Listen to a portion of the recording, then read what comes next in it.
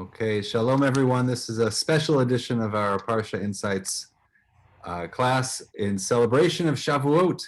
And there are so many different ways to go on Shavuot to try to understand the holiday, which is a bit, I would say there's an irony there simply because Shavuot is the holiday without a real theme. It doesn't have a mitzvah associated with it in a very strong and recognizable way. There's no Seder, there's no matzah, there's no lulav, there's no shofar, there's no fasting. It's a holiday that's just filled with simcha, with happiness, with rejoicing. There's a concept of harvest that's associated with the holiday, but the summer harvest. But in terms of our kind of relatable approach to it, there are two aspects to the holiday. Number one is Torah. It's the holiday of Zman Matan Toratenu, the day of the giving of the Torah. That's number one. And we can talk a little bit about why that is and what that is. And the Torah itself doesn't describe it in that way. The Torah itself describes it as an agricultural holiday. And we in turn celebrate it as a day of commemorating the revelation at Sinai. And much later, a later custom is the custom that perhaps has become best associated with Shavuot, which is that of staying up all night, which is that of studying Torah all night long. I'll share that for many, many years, of course, this was our program at the Shar. We had an all-night learning session, and this was always one of the most challenging days personally for me because our community was divided into two different segments, those who stayed up all night and those who didn't. And yet, I'm the rabbi, so I have to be with everybody. So we would stay up all night, and then I would go home right before services would start at 5:30 a.m. or so. I would go home and chop a few hours of shluffing, and then be back for 8:45 because you can't be late for services. You have to be on time for services, or else they'll start to talk. So anyway, I would go and get a few hours of sleep. That was always a very challenging day of Shavuot. Shavuot in 2020. When our first time shutting down, we didn't have a program. We produced a video program for before Shavuot. We invited past clergy of the Shar, if you'll remember, former rabbis, former cantors, former ritual directors, and current clergy, and we each taught for a few minutes, and we put together a whole hour-long program with all of those beautiful teachings, and that was our Shavuot. But that night, I came to the Shar. It was closed, it was empty, and went inside and studied Torah in the Beit Midrash until about 3 or 4 in the morning, just alone, just to make sure that a year didn't go by without all night learning. Fortunately, this year, while our program at the Shar is only going to go until midnight, our teen program is going all night.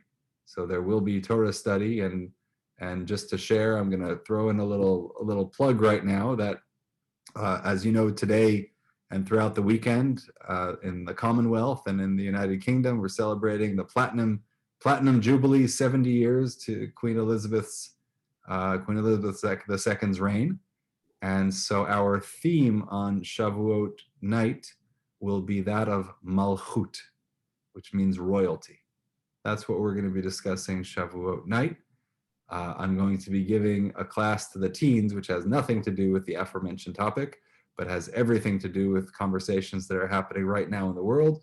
And my class to the teens will be abortion in halacha and some of the conversations that happen around that. And then we will go on from there. And normally on Monday and Tuesday, Sunday and Monday, but that'll be just our Shavuot night learning. So one aspect of Shavuot is studying, is Torah, is receiving the Torah, and that celebration associated with Torah study, in particular all-night Torah study. The other aspect of Shavuot is the Book of Ruth, and that we read the Book of Ruth. It takes place at the same time of year, so it's a natural match. We have other Megillot, other books that are more clearly aligned with the holidays on which they're read. Everybody understands why we read Lamentations on Tisha B'Av. It makes a good deal of sense. Why we read Esther on Purim. It makes a good deal of sense. The Song of Songs, the Song of Love, and Passover and Spring is something that makes a lot of sense. Ecclesiastes on Sukkot is something that we can kind of understand in a different way. And Root, what we're left with is Root, and with the holiday of Shavuot. And we're going to look at all of that together in the next short while. So I'm going to share right now the source sheet. We're going to jump off with a Mishnah that is known for those who in morning prayers, when we say that prayer of the blessing on Torah study. And there's a Mishnah that we say, there's a number of teachings that we say, a blessing, and then we do some Torah study. And part of the segments of Torah study that we do is found in the Siddur towards the beginning of morning services, includes this teaching. Elu dvarim she'ein lahem shiur. These are the things that have no measure. What does that mean, have no measure? It means it's not like, how much wine do you drink on Pesach? At the Pesach Seder, 4 cups. That's a measure. That's a limit. This is exactly how much you have to do. What's a mitzvah that has no measure, that has no maximum, minimum? You just have to do it. So there are a number of them. Number one, ha-pe'ah. Pe'ah, the corner of the field given to the poor. When a person would bring in their harvest, they would leave corners of the fields for the poor to come and take of their own. Bikurim, the first fruits, which were given to the Kohen. Ra'ayon from the word lirot, to see. And that is the appearance, going to Jerusalem, showing up. That's number 3. There's no minimum, maximum. If you do it one year, it doesn't mean you have to do it the next. You don't have to do it the next year. You haven't fulfilled your obligation just by doing it once. That's the idea in all these. As many opportunities as you have to do it, then you do it. As many fields as you have, you leave corners on those fields. As many first fruits as you have, as many different crops as you have, a first fruit for everyone. So there's no limit. There's no upper limit as to how much you have to do. And then finally, the last 2, perhaps a bit more relatable, gemilut chasadim, acts of kindness. You can't say, I did my act of kindness for the day. I'm done. In Hebrew, you'd say, I'm yotzei. I fulfilled my obligation. That's it. It's over. No, you have to keep doing it. There's no limit. And then Talmud Torah. That's the mitzvah of studying Torah. At no point do we say, I'm finished. I've done it. I've studied Torah. Okay. So we're going to go through a little bit one by one, because each of these are actually is connected to the story of Shavuot and to the book of Ruth. And we'll take a look at in what ways that's the reality. So looking at the first mitzvah, the first one, pe'ah, the corner of the field, the source of the mitzvah, Leviticus 19:9, when you reap the harvest of your land, you shall not reap all the way to the edges of your field, or gather the gleanings of your harvest. It's a 2-part mitzvah. And the mitzvah is, number 1, leaving the edges of the field, the corners of the field, leave that for the poor. And number 2 is the gleanings. When you go through and take it all, you're going to leave a few things behind. There are going to be some scattered remnants of whatever you've harvested. Leave it. Don't go back and pick up every single penny, because people are going to come along and take it for themselves. And the poor are going to come along, and that's how they feed themselves. They're going to go to the field that's already been harvested, and they're going to grab here and there, and they're going to take whatever fell out of whatever machine you're using, whatever fell off the sides, they're going to take. And that legitimately, the Torah says, that rightfully belongs to them, not to you. That rightfully belongs to the poor. In the book of Ruth, at the beginning of the 2nd chapter, the 1st chapter we're going to look at a little bit more in depth, and so we'll save that for a moment. 1st chapter is how the family comes together and the tragedy that happens in the family. And now Naomi and her daughter-in-law Ruth are together, and they're traveling together and going back to the land, and they have this man, and they come across. Now Naomi had a kinsman on her husband's side, her late husband's side, a man of substance of the family of Elimelech, and his name was Boaz. Boaz will be the redeemer in the story. He's going to marry them. Okay, so Ruth, the Moabite, said to Naomi, I would like to go to the fields and glean among the ears of grain, behind someone who may show me kindness. So I'm going to follow along as he's cleaning up the crops, as he's taking the harvest. I'm going to follow along, and I'm going to take the gleanings. I'm going to take whatever I can that follows. I'm going to follow along, and the description behind someone who may show me kindness. Yes, my daughter. Yes, daughter, go. L'chi biti, she says.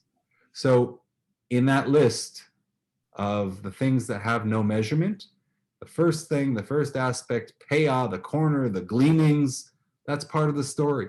That's how Ruth comes into the same space as Boaz. That's how the family is redeemed. That's how the generations continue. That's how King David ultimately is born, all because of this mitzvah, right? The whole book of Ruth heads in one direction, to the birth of King David. That's how the book ends. The birth of King David. And Ruth is King David's great-grandmother, and he is never born if Ruth and Boaz don't meet, and Ruth and Boaz don't meet if we don't have this mitzvah of Ruth, the poor woman, goes to the fields and makes herself known to Boaz and meets Boaz. So that's mitzvah number 1. Mitzvah number 2, Uviyom habikurim, on the day of the first fruits, your feast of weeks, when you bring an offering of new grain to God. Shavuot is the time of new grain. B'shavuotechem mikra kodesh, you shall observe a sacred occasion on the festival of weeks. Shavuotechem. Kol melechet avodah lo ta'asu, don't work at your occupation. So we're going to skip over this quickly, but just I wanted to make the point that, remember this list. There are 5 items on the list. Peah is found in the book of Ruth. Bikurim, the first fruits, is part of the celebration of Shavuot, of the original agricultural celebration of Shavuot. Next is going to be visiting Jerusalem, and of course, Shavuot is one of the festivals. Shalosh Rigalim, Tachog Li Bashana. You all 3 times a year. Number 1, the festival of unleavened bread. Number 2, the feast of the harvest, which is Shavuot. And number 3, which is Shavuot. And number 3, the feast of the ingathering, which is Sukkot. Those are the 3 festivals that are going to be observed throughout the year. And just know that Shavuot is connected. We're looking back at this Mishnah. Everything is connected to the holiday of Shavuot. Peah, Bikurim, Ra'ayon, going into Jerusalem. Shavuot is one of those times. And now we're going to get to Gemilut Chasadim, to acts of kindness. What's the connection of kindness to the holiday of Shavuot? And to understand this, we're going to look at a good part of the first chapter of the book of Ruth. Which I think it's a fascinating book, and it begins, you're put right in the middle of this family drama, this tragedy. It was in the days, we'll read through fairly quickly, in the days where the chieftains ruled, a famine in the land, a man of Bethlehem in Judah with his wife and 2 sons went to reside in the country of Moab. The man's name was Elimelech, and his wife's name was Naomi. So we're setting out the characters here. Elimelech and Naomi are married. Their children are Machlon and Chilion. Machlon, just in Hebrew, what do these names mean? Or what, anyone know, or any other words that are found in these names? Machlon, anyone know the Hebrew word machala? Machala comes from the Hebrew word, let's pare it down even further. Choleh. For illness. Choleh is illness, is sick. Machala is an illness, a disease. Machlon's name is diseased, basically. Kilion comes from the Hebrew word vayachulu, like we say at Kiddush, vayachulu. Vayachulu hashamayim ha'aretz. It means the Hebrew word kol, all, everything. It means complete. Kilion means ended. So they named their children diseased and finished, incomplete. Those are their names. And again, whether these are their real names or not, but they're inheriting the characteristic. In Hebrew, the names that they're given, in the Torah, the names that they're given are meant to connote a certain characteristic. So you have a father, Elimelech. What do we know about Elimelech? That's a princely name. That's a beautiful name. Elimelech, my God the King. That's royalty. Wow. And Naomi, from the Hebrew word pleasant, Noam. So you have royalty and pleasantness together, and their children. Nebuch, their children. Children are destined for nothing except for to perish, because that's the role that they play in the story. To get married and then to perish. Okay. I guess that's why you never hear those names. What's Usually that? I guess that's why usually people take biblical names for their children, but I've never heard those names. That's why, Yeah. I guess. Absolutely. So, look, this rule doesn't always apply, and it also doesn't apply to the way that we use names. One of the most beautiful names in the Torah, I think, one of the most beautiful names in the Torah it means God listens. Yishmael. What's the name? Oh, Ishmael. Yeah. Yishmael means God listens. And yet in our tradition, Yishmael is not one that we name our Jewish children after, even though there is a sage in the Talmud whose name is Rabbi Yishmael. So that's not an ancient tradition to avoid the name, but certainly a modern tradition. But, okay, let's not get caught up in the names because we still have ground to cover. So Elimelech dies, and there are two sons, and the two sons marry Moabite women, local women. Right? Keep in mind that they're from Israel. They're from Bethlehem, Beit Lechem, Yehuda, in the area of Yehuda, in Judah's portion. And now they're in a foreign land to the east. They're in Moab, and they marry Moabite women, one named Orpah, and the other's name is Ruth. And they live there about 10 years. Ke'eser shanim in the Hebrew, about 10 years, about a decade. Vayamutu gam shnehem. These two guys died, Machlon and Chilion, with names like that. What else could they do but die? And so the woman was left without her sons and without her husband. She started out with her daughters-in-law to return from the country of Moab. So now she's living in this foreign land. Mother-in-law Naomi, who comes from Israel, is living in this foreign land. She has these two foreign daughter-in-laws who are locals where they're living. And she said, look, I'm going back home. That's it for me. I'm going back home. And she started out for the country of Moab. She had heard that the Lord had taken note of his people and given them food. She heard that there's food back in Israel. And so accompanied by her two daughters-in-law, so now the women of the family are walking. She left the place where she had been living, and they set out on the road back to the land of Judah. Here they go. The men have all died. The women are returning to the land of Israel. But Naomi said to her daughters-in-law, turn back, each of you, to her mother's house. Go back home. May the Lord deal kindly with you as you have dealt with the dead and with me. So here you see, I just want to point out, because we're going to come back to these words in Hebrew, Ya'as Adonai imachem chesed. May God make you or deal with you kindly. The word Ya'as is to do, to create, to make. God with you kindness. The reason, anyone know the style here? Have you seen the style of brackets versus parentheses in Hebrew, in the Hebrew books? Brackets, when you see this in a tikkun or in the Torah writing, this is the way that it's written in the parchment, in the scroll. It's written as the word Ya'aseh, but it's pronounced as Ya'as. We don't pronounce the hey. There's like an extra letter in the word that's not pronounced. And we'll get back to that in a moment. Okay, so Naomi says to her daughters-in-law, may God go back home. I'm going to go back. I'm going to go back to my home. You go back to your homes. Get a fresh start. Go back to where you came from. It's something, not. I don't mean that in a derogatory. Go back to where you came. Go back to your mother's home. Go back to where things are comfortable. Go back to where you're comfortable.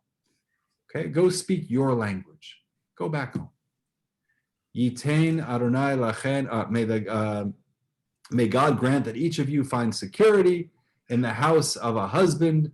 And she kissed them farewell. Okay, may you get married. You've been my daughters-in-law for 10 years. May you get married again, and may God bless you. She kissed them farewell, and they broke into weeping. Must have been a very dramatic moment, a very sad moment. And they said to her, "No, we will return with you to your people." This is one of the great moments in our biblical tradition, is when Naomi hears from her daughters-in-law, "We want to stay with you.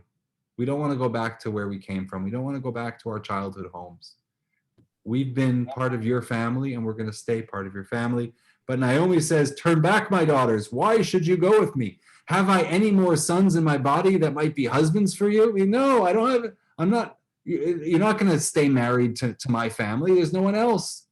So go back home. Have your own families. Even if I thought there was hope for me, even if I were married tonight and I also bore sons, should you wait for them to grow up? Should you, on their account, debar yourselves from marriage? Oh no, my daughters, my lot is far more bitter than yours, for the hand of the Lord has struck out against me.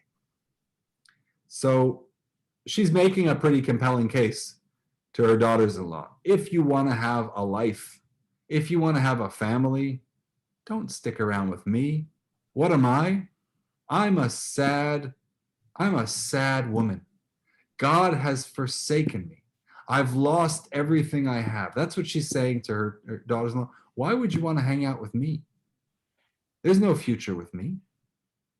It's a very raw message that she's giving them. And then they broke into weeping again, and Orpah kissed her mother-in-law farewell, but Ruth clung to her. So I want to take a look in the Hebrew for a moment. Vatisena kolan vatifkena. They lift their voices and they cry more. Vatishak Orpah lachamota. So I want to just look at her name, because we're looking at names, and I think it's very interesting. Orpah kisses her mother-in-law, and then she goes away. Orpah's name, the Hebrew word oref. The Hebrew word oref means the back of one's neck. I think it would be the nape, the back of one's neck. That's what oref. It actually plays a role in the sacrifices. This is not an unknown biblical word, Orpah. And so what do we know about her? Is that she turns around and walks away. You see the back of her neck. You see her back. That's what you know about Orpah. That's her nature. And Ruth davka ba. Ruth cleaves to her mother-in-law. She clings to her. Davka, also a word we might use, an English word. She hugs her. We've seen a lot of kissing until now. We've seen this word vatishak, to kiss. And in the Torah, a hug is much more intimate than a kiss. A kiss, maybe given our Quebec tendencies to kiss upon greetings, that we can understand a little bit that a kiss can be more of a social construct. A hug is an act of intimacy in the Torah. And Ruth, when she hugs her mother-in-law, that's something very powerful. It's extraordinary. And then she continues, and Ruth basically insists on staying with her. And so she said, "See, your sister-in-law has," Naomi, the mother-in-law, says, "Your sister-in-law has returned home. Go follow her. Go with her. What do you want with me?" But Ruth replied, "Don't urge me to leave you, to turn back and not follow you. Wherever you go, I will go. Wherever you lodge, I will lodge. Your people will be my people, and your God, my God. Where you die, I will die. There I will be buried. This and more may the Lord do to me, if anything but death parts me from you." And this we understand. Ruth's so powerful, so deep. What Ruth says to her mother-in-law is the foundation of what we know of Jewish conversion, or conversion to Judaism. And Ruth is the paragon of one who leaves everything behind and not only converts to Judaism, not only kind of creeps into the religion or walks in backwards, but embraces it with everything she has. Wherever you go, I will go. I am in this for life. Until death, I will be together with you. And even then, I'll remain in your land. I'll remain a part of your people. That's Ruth's statement. That's the power of Ruth as the convert, or as the one who says to her mother-in-law, I will stay with you. The Midrash looks at this word that we looked at before, that God will do. This word, God will make, let's say, will make kindness for you. This word will make is actually spelled in a more expansive way than it needs to be. It really only needs to be a 3-letter word. It's spelled as a 4-letter word. The Midrash points this out and says, Rabbi Hanina ben Ada says, it is written as Ya'aseh, not Ya'as, right? We know it as Ya'as, but it's actually written as if it were Ya'aseh, as you performed with the dead, that you tended to their shrouds, and with me, that you relinquished your marriage contracts. Rabbi Zera says this, meaning that they relinquished their marriage contracts in the sense that they were there to support their mother-in-law, and all of the dowry and everything that they were entitled to upon the death of their husband actually reverted and stayed with their husbands' families instead of rightfully going to them. And the second opinion of the Midrash, Amar Rabbi Zera, Megillah zo, ein ba lo tuma velo tahara. This Megillah, this book of Ruth, doesn't have purity or impurity. Velo iser velo heter. It doesn't have prohibitions or permissions. It doesn't teach me anything. Look at the book of Ruth. What's a mitzvah? There are no mitzvahs in the book of Ruth. It doesn't teach me anything about life. The lama nichtava. So then why was it written? Why is it in our tradition? If it's not teaching me how to live, if it's not teaching me how to do a mitzvah, then what's it here for? L'lamedcha kama schar tov legomle chasadim. To teach you the reward for those who perform acts of kindness. That's all the book of Ruth is here to do, is to teach kindness. And as was written, I included it. Rabbi Jonathan Sachs says, so why do we need kindness on Shavuot? Because Shavuot is all about the law. It's about the Torah. And if you read the Torah without kindness, without having kindness in the back of your mind, all you'll get is a legal system. The fact that we read Ruth's story at this time, wrote Rabbi Sachs of blessed memory, tells us that society cannot be made by laws alone. It needs something more, the unforced, unlegislated kindness that makes us reach out to the lonely and vulnerable, even if we are lonely and vulnerable ourselves. Then and now, society needs the kindness of strangers. So kindness is at the core of the book of Ruth. We spoke about those values that have no measure, that have no maximum amount to do. So here you go. Value number 4 is the value of kindness. And I wanted to share, in the context of looking at this story, this portrait of a man named George Daw, called Naomi and Her Daughters. And here is Naomi with her daughters-in-law, and we can tell who is who. We can tell that Orpah is on the left, Ruth is on the right, and this was drawn at the beginning of the 19th century. This man apparently, I don't know much about the artist George Daw, other than that he made his career drawing portraits or creating portraits of Russian generals in the times of Napoleon. And you're welcome to look him up or share something about him if you know. But focusing on this portrait, which I don't know if it's well known or not, it's well known in Torah circles, the portrait of Naomi and her daughters-in-law. But what do you see here?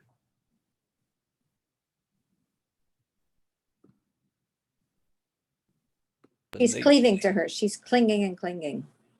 Okay, so Ruth has a pretty solid hold around her mother-in-law. Good. Louis. You also see the nape. Ah, nice. You see Orpah's back. I love that. Yeah. You see Orpah from the perspective that you could only see Orpah. That's it. That's all we know of her, is that she walks away. Good. She's facing away. You look also at the way the feet are positioned. Ruth's feet are pointed towards her mother-in-law, and Orpah's feet are positioned away. What else? What else do we see?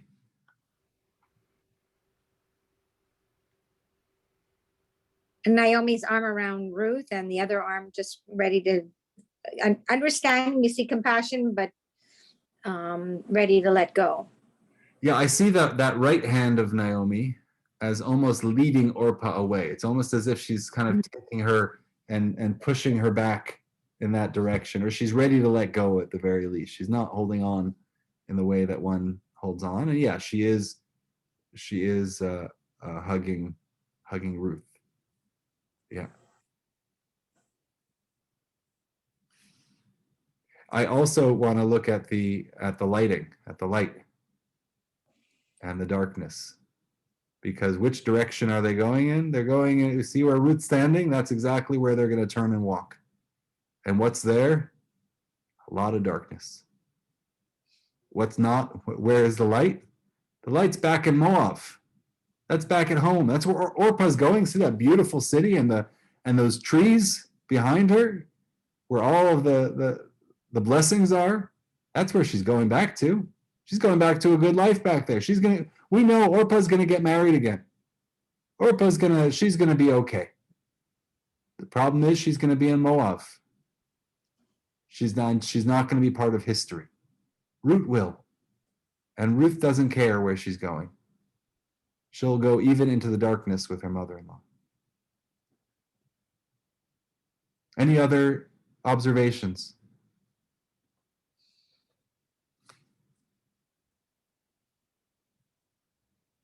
Gratitude. There looks like on Naomi's face that she's compassionate for Orpah and grateful. I see a little bit of gratitude there for her. Yeah.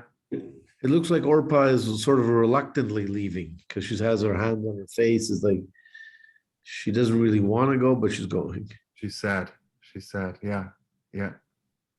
I also, I think also in there's something to be said about their hair and why Naomi's hair is covered.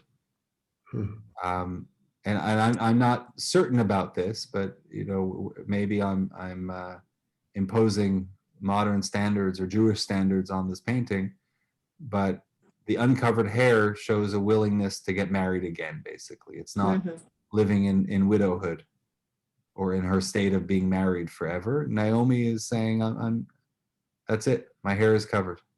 I'm in the married state forever.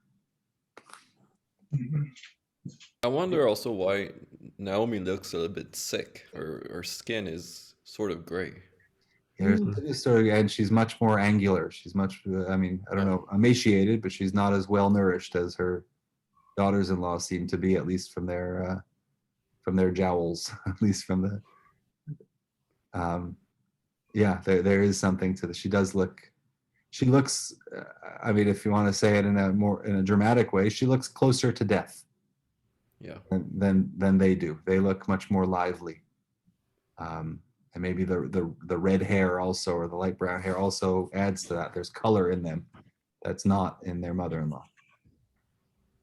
If the core value of the book of Ruth is kindness, I'm not sure that that's transmitted in this particular image.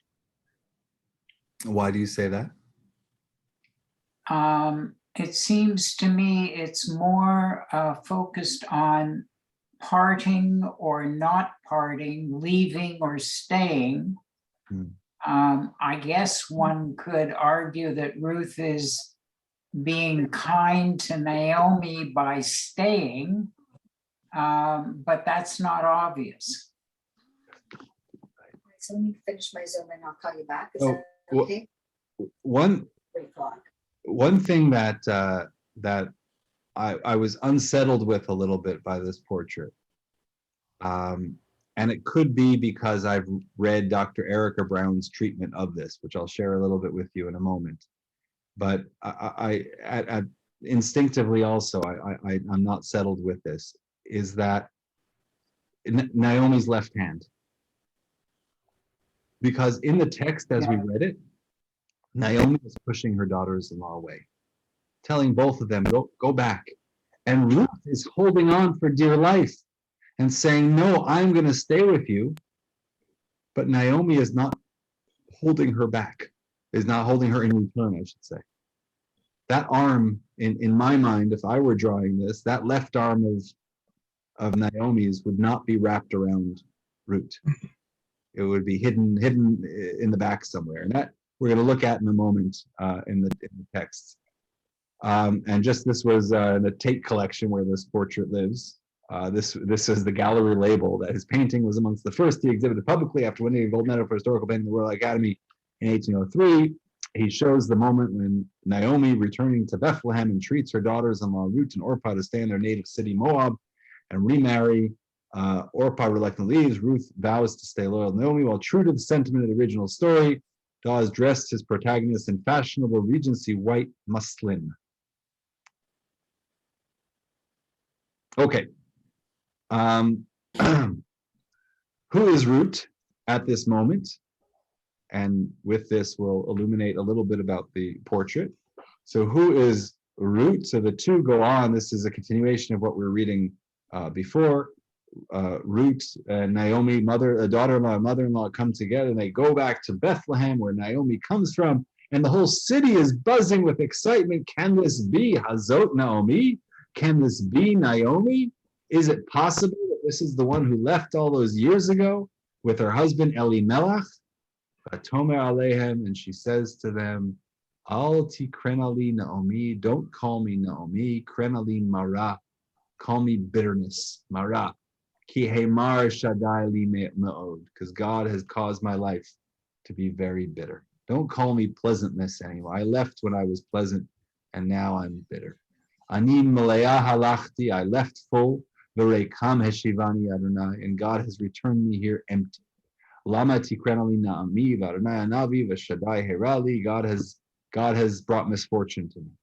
Vatasha of Naomi v'Ruta Moaviyah, so mother-in-law and the daughter-in-law, the Moabite foreign daughter-in-law, they returned from the country, and they arrive in Bethlehem at the beginning of the barley harvest, the time of Shavuot, and that's where the whole story begins with Boaz and with the gleanings, and they're redeemed that way. So something happens because, and we'll see how Erica Brown treats this, but we're going to skip ahead to the end of the story. So Naomi here is very bitter.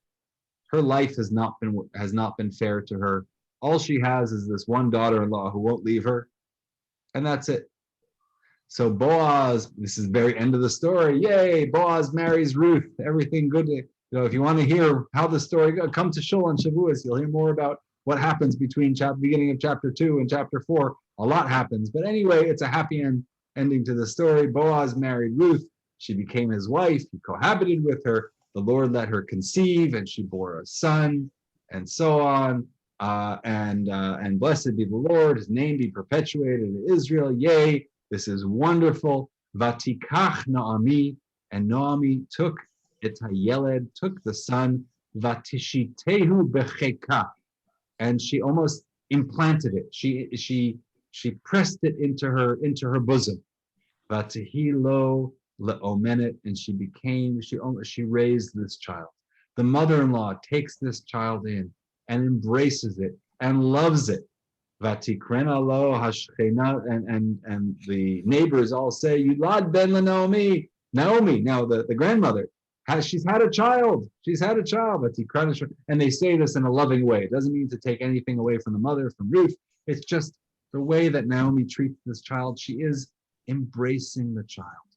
And then, by the way, Oved is the father of Yishai. The child's name is Oved, and he becomes the father of Yishai, who then becomes the father of David, who you may know as King David.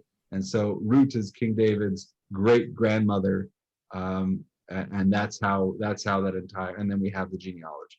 And to close, Dr. Erica Brown says something I think insightful about the portrait that we looked at.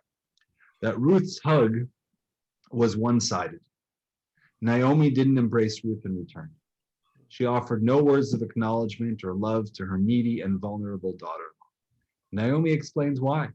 Because when she speaks to those who greet her at the entrance to Bethlehem, she says, I've been punished by God. I'm bitter. I feel unworthy of love. Grief has emptied her. She cannot return the hug. But Naomi's story doesn't end there. Because of Ruth's hug, Naomi was eventually allowed to the truly restorative embrace that comes later in chapter 4. A child, Oved, was born to Ruth and Boaz, and Naomi took the child and held it to her bosom. So to go back for a moment, the kindness of the book of, why was the book of Ruth written? So according to Dr. Erica Brown, and I think this is a beautiful read, we think that Ruth's power is in her words, is when she said, wherever you go, I will go, your people are my people. But before that, before she even said those words, you know where Ruth's power was? In that hug, in that embrace. That's where Ruth's kindness was, because Naomi thought of herself as a woman who was unworthy of hugging. I am somebody who is empty. I'm a person of grief. My name should not be pleasantness. My name should be bitterness. What do you want with a woman like that? What do you want with a mother-in-law like that? Who would want a wife like this? Leave me alone. I am bitterness. And yet, Ruth's great kindness was in hugging her mother-in-law and showing her love. And ultimately, Naomi comes around and is able to embrace her grandchild and restore that sense of love and of faith. So to go back to the beginning, Elu dvarim she'en lahem shiur, these are the things that have no measure. Peah, the gleanings, the corners of the field, because that's how the story of Ruth comes about. That's how Ruth and Boaz ultimately meet. Habikurim, the first fruits, which is part of the core celebration of Shavuot. Harayon, going to Jerusalem, seeing the temple 3 times a year, seeing the place that God has designated 3 times a year, of which Shavuot is one of those. Gemilut Chasadim, acts of kindness, which is the essence of the book of Ruth, which according to Rabbi Sachs is why the book of Ruth is taught on the holiday of law, because if you only have law and you don't have kindness, what's left? There's nothing worth. The law can't exist without kindness. And then finally, what's left after we've told all this story, what's left is what we actually do on Shavuot, which is Talmud Torah, which is the study of Torah. And so in this one teaching is the story of the festival of Shavuot. And that's our Parsha insights. Wasn't Parsha? I hope there were some insights there, at least. Very nice. Excellent. Thank you. Thoughts on the Really. Beautiful. festival of Shavuot. Well done. Well done. Thank you. Thank you. Thank you all. And wishing you a Shabbat Shalom and a Chag Sameach. Chag Sameach. Hope Shalom. to see you in Shul. Okay. Yes. Chag Sameach.